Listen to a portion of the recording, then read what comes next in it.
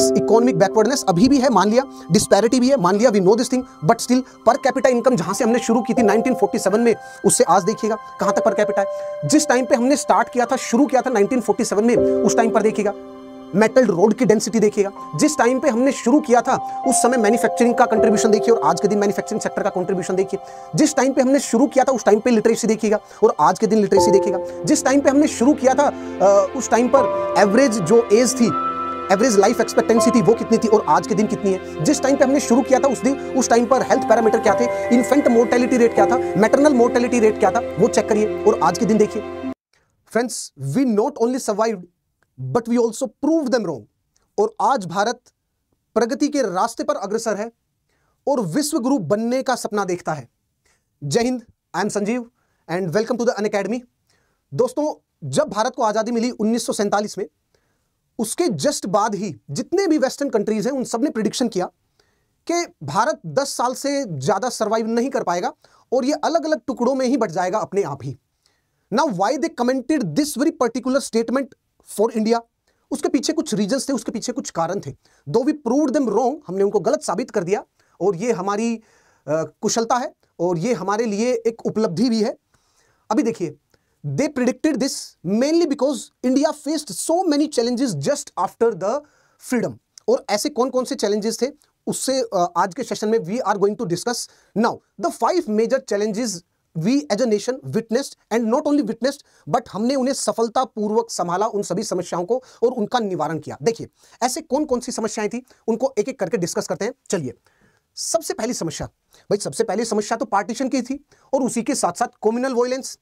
Human history में इतना बड़ा माइग्रेशन और इतने स्तर पर, इतने लार्ज स्केल पर कम्युनल वायलेंस, द प्रेजेंट और द मॉडर्न हिस्ट्री, ऐसा तो मॉडर्न हिस्ट्री में देखने को नहीं मिला।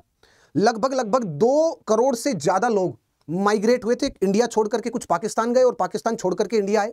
आज भी देखिए ना, इंडिया में स्पेशली जो भी शरणार्थी थे जो पाकिस्तान से छोड़ करके आए थे और जिनको पाकिस्तान से भगाया गया था, जिनकी जमीनें, जिनका पैसा सब कुछ लूट करके उनको निहत्ते और खाली हाथ इंडिया की तरफ उनको प्रताड़ित किया गया था, उनकी कॉलोनीज आपको मिल जाएंगी, दिल्ली में मिल जाएंगी, राजेंद्र नगर में, पटेल नगर में, करोल बाग में, उसके साथ साथ एनसीआर के और बहुत सारे एरिया हैं, पानीपत में आपको मिल जाएगी, सोनीपत में मिल जाएगी, गुड़गांव के पास एक पटौदी जगह वहां मिल जाएगी आपको, और भी जगह पर मिल जाएगी, भारत के अलग अलग विभिन्न क्षेत्रों में मिल जाएगी आपको। सो आप देखिए, the horrific incidents of the partition and the communal violence, उसको इंडिया ने सर्वाइव किया।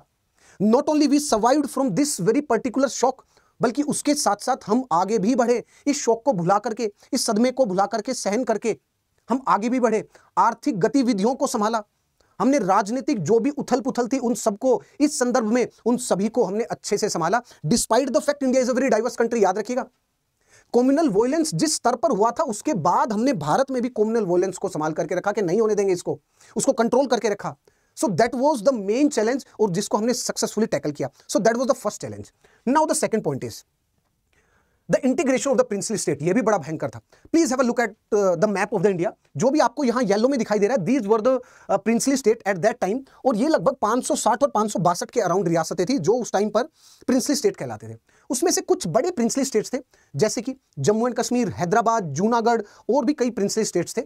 इसमें से कुछ प्रिंसली स्टेट्स के जो भी राजा थे उन्होंने तो साइन कर लिया इंस्ट्रूमेंट ऑफ एक्सेशन कि we will be adding our territory to the India and we will become the part of the India. लेकिन कुछ ऐसे थे जिन्होंने इंस्ट्रूमेंट ऑफ एक्सेशन पे साइन ही नहीं किया था, जैसे कि हैदराबाद, और इनका मानना था कि हम अलग से एक देश बनाएंगे, जैसे कि जूनागढ़। इन कंट्रियों के इन जो प्रिंसली स्टेट्स के जो चैलेंज हैं उनको भी संभाला। Just after the independence Sardar Vallabh भाई पटेल, द लौह पुरुष ऑफ इंडिया, उसी के साथ साथ जो सेक्रेटरी थे वीपी मेनन साहब जी, उन्होंने संभाला। So integration of the princely state that was also a big challenge, but India ने सक्सेसफुली उस चैलेंज को भी एक्सेप्ट किया, और not only India accepted but India ने उस चैलेंज को भी सक्सेसफुली बिना किसी खून खराबे के, बिना वायलेंस के उसको सोल्व किया। And today we Indians are one. और ये जो आपको मैप दिखाई दे रहा है ये कंप्लीट इंडिया का मैप है, और ये जो येलो में है आप इसको हटा दीजिए, पूरा व्हाइट में इंडिया को कंसीडर करिए। This is the united India. So that was the second challenge, the integration of the princely state. Now the third challenge was stabilising a democratic government. ठीक है भाई, आजादी मिल गई, हमने एक देश भी बना लिया, देश का भी निर्माण कर लिया, आप बताइए कैसे आगे बढ़ेंगे? क्योंकि देश को आजादी दिलाना जितना कठिन है उससे ज्यादा कहीं कठिन यह है कि देश को अब आगे कैसे लेके जाया जाए, देश को अगले 100 साल तक कैसे आगे बढ़ाया जाए। कैसे डेमोक्रेटिक गवर्नमेंट होनी चाहिए, डेमोक्रेटिक सिस्टम होने चाहिए, डेमोक्रेटिक इंस्टीट्यूशंस होने चाहिए, डेमोक्रेसी को प्रोटेक्ट कैसे करें। That was the main challenge. Regular election कराने हैं, इंस्टीट्यूशन को बचाना है, चेक एंड बैलेंस का सिस्टम लेकर के आना है। So these were the challenges. और ये जो थर्ड चैलेंज था, एस्टैब्लिशिंग अ डेमोक्रेटिक गवर्नमेंट, इसमें स्टार्टिंग में श्रेय जाता है पंडित जवाहरलाल नेहरू को। उन्होंने जो भी इंस्टीट्यूशंस थे उन सबको ऑटोनॉमी दिया, सुप्रीम कोर्ट को ऑटोनॉमी दिया, इलेक्शन कमीशन ऑफ इंडिया को ऑटोनॉमी दिया, कैग को ऑटोनॉमी दिया कि आप अपने कार्य क्षेत्र में स्वतंत्र हैं, आप अपने कार्यभार को अपने स्वतंत्रता उससे संभालिए, और आपको इस तरीके से काम करना है कि इंडिया लॉन्ग रन में एक डेमोक्रेटिक सेटअप जो है स्टैब्लिश हो, इंडिया के जितने भी इंस्टीट्यूशंस हैं वो इंडिपेंडेंटली काम करे और वो चेक एंड बैलेंस के सिस्टम से इंडिया को एक डेमोक्रेटिक सेटअप बनाए। That was the third challenge और इंडिया ने सक्सेसफुली भी इसको टैकल किया। And today we are called as the largest democracy in the world. देखिए ना, लगभग 1.4 बिलियन, मतलब 140 करोड़ लोगों का ये देश, उसमें इलेक्शन कराना सटीकता से। इवन द फॉरेन जो इलेक्शन बॉडी वो भी इंडिया में आकर के अध्ययन करती है कि यार election commission of the India, the election commission at the national level and the state level, ये इलेक्शंस को कंडक्ट कैसे कराते हैं इतनी एफिशिएंटली।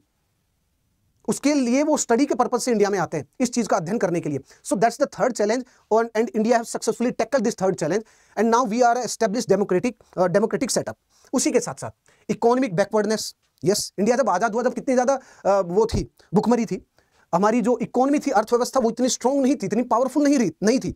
और उसके बाद जैसे जैसे हमने टाइमलाइन में और समय में आगे बढ़े, उसके बाद 1991 में इकोनॉमिक क्राइसिस आया, इंडिया को सडनली एलपीजी रिफॉर्म की तरफ आगे अग्रसर होना पड़ा।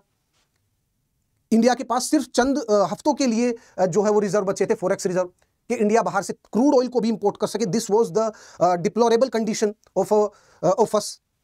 इतनी कंडीशन खराब थी, but still we tackle this economic backwardness. अभी भी है, मान लिया, डिस्पैरिटी भी है, मान लिया, we know this thing, but still per capita income जहां से हमने शुरू की थी 1947 में, उससे आज देखिएगा कहां तक पर कैपिटा है। जिस टाइम पे हमने स्टार्ट किया था, शुरू किया था 1947 में, उस टाइम पर देखिएगा मेटल रोड की डेंसिटी देखिएगा। जिस टाइम पे हमने शुरू किया था उस समय मैन्युफैक्चरिंग का कंट्रीब्यूशन देखिए, और आज के दिन मैन्युफैक्चरिंग सेक्टर का कंट्रीब्यूशन देखिए। जिस टाइम पे हमने शुरू किया था उस टाइम पे लिटरेसी देखिएगा, और आज के दिन लिटरेसी देखिएगा। जिस टाइम पे हमने शुरू किया था उस टाइम पर एवरेज जो एज थी, एवरेज लाइफ एक्सपेक्टेंसी थी, वो कितनी थी और आज के दिन कितनी है। जिस टाइम पे हमने शुरू किया था उस टाइम पर हेल्थ पैरामीटर क्या थे, इन्फेंट मोर्टेलिटी रेट क्या था, मैटरनल मोर्टेलिटी रेट क्या था, वो चेक करिए और आज के दिन देखिए। We have made remarkable progress in these things. In fact 1960s में तो इकोनॉमिक बैकवर्डनेस की यह हालत थी कि India need to import the grains from the US, और आज के दिन हम सेल्फ सफिशिएंट हैं। Not only self sufficiency, but उसी के साथ साथ इंडिया एक्सपोर्ट करता है दूसरे कंट्रीज को, जहां पर केवल 50 मिलियन टन आजादी के आसपास, आजादी के जस्ट बाद ही 50 मिलियन टन का प्रोडक्शन था हमारा फूड ग्रेन का। Now we have cross the 300 million ton of the food grain. Nearly 6 to 7 time हमने उसमें ग्रोथ ऑफ वृद्धि की है। So these are the achievements. We know कि भाई इकोनॉमिक बैकवर्डनेस को हमने टैकल करने के लिए अच्छे स्टेप लिए। We came up with the 5-year plans. उसी के साथ साथ अलग अलग स्कीम्स लेके आए, government initiative both at the central level and at the state level. Planning commission था, that was replaced by the NITI Aayog. NITI Aayog के अपने विजन है। So we are doing fairly good in this front, but still there are issues. I know the issues are related to the economic backwardness. Still there are issues. Still the poverty exists. Nearly 20% of the Indian population it is under the poverty. If we go by the parameter of the World Bank, जो I think it's something like 1.7 or $8, उसकी parameter से देखते हैं तो, so economic backwardness it's a challenge, but we have done fairly well in the economic front as well, but still more to be done. उसी के साथ साथ the fifth important point is the border issue and the national security. जब India आजाद हुआ था तो उसी के बाद देखिए ना, हमारे एक फ्रंट पे चाइना, दूसरे फ्रंट पे पाकिस्तान, उसी के साथ साथ इंडिया को और भी जो चैलेंजेस है उनको भी टैकल करना है। तो we need to deal from the border issue side and the national security side at the multiple level. For example border issue में इंडिया के जो मरीन जो बॉर्डर है वहां पर इंडिया की जो नेवी और मरीन जो कोस्ट गार्ड है उसके थ्रू सर्वेलेंस सिस्टम को हमें रोबस्ट करना पड़ा। क्यों? In order to tackle the smuggling, in order to tackle the crime rate. So ये एक चैलेंज था। बॉर्डर इशू में हमारे पास एक साइड पाकिस्तान है और एक साइड चाइना है, उन सबको टैकल किया। हमारे चाइना के साथ वॉर हुआ, आजाद होने वाले जो ईयर था 1947, उसी साल में पाकिस्तान के साथ संघर्ष हुआ। उसके बाद 1962 में चाइना के साथ लड़ाई हुआ। उसके बाद 1965 में फिर से पाकिस्तान के साथ लड़ाई हुई। फिर उसके बाद 1971 में हुआ। उसके बाद 1999 में हुआ। और जो कंटिन्यूअस बॉर्डर पे जो टसल्स हैं, बॉर्डर पे जो स्कर्मसीज हैं, वो तो कंटिन्यू हैं ही। सो बॉर्डर फ्रंट पे भी इंडिया ने जो टैकल्स थे, जो इश्यूज थे, उनको फेस किया। Not only we faced but we also successfully tackle the border issue. और उसके साथ साथ नेशनल सिक्योरिटी, इंटरनल सिक्योरिटी पे भी इंडिया के पास चैलेंजेस थे, जैसे the challenge of the Naxal, उसको भी हमने टैकल किया। We not only tackling this Naxal challenge but we also did fairly significant task in this respect national security में। इंडिया ने जो रेड कॉरिडोर था, जो बेल्ट थी नक्सलिज्म की, उसको रिड्यूस किया, उसको श्रिंक किया उस एरिया को। और जो number of district which were earlier affected by the Naxal movement, वो भी कम हुए, टोटल नंबर भी कम हुआ, एरिया भी कम हुआ।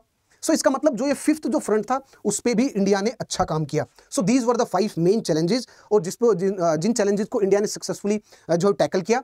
So these were the main 5 challenges. Now friends, आज़ादी के उपलक्ष्य में आप सभी को अनअकैडमी की तरफ से तोहफा है, और वो है the freedom cell, the big freedom cell, 17,999 रुपए में।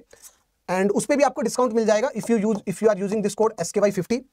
Late me make it more clear to you, SKY50, if you are using this code SKY50, तो आपको इस पे भी डिस्काउंट मिलेगा, 17,999 रुपए भी डिस्काउंट मिलेगा। प्लस उसके साथ साथ आपको जो एक्सटेंशन है, जो भी आपको सब्सक्रिप्शन मिलेगा, उस पर थोड़ा एक्सटेंशन और भी मिलेगा if you are using this code. और उसके साथ साथ आपको फ्री मेंस रेजिडेंशियल प्रोग्राम मिलेगा। मतलब if you are preparing for the 2027, 2 साल का सब्सक्रिप्शन लेते हैं और 3 साल का लेते हैं, तो आपको ये वाला प्रोग्राम भी मिलेगा। मतलब जब आप 2 साल बाद प्रीलिम्स देंगे और 3 साल बाद अगर आप प्रीलिम्स देंगे और आपने प्रीलिम्स को क्लियर किया, क्वालिफाई किया, तो अनअकैडमी आपको मेंस की तैयारी कंप्लीटली फ्री कराएगा।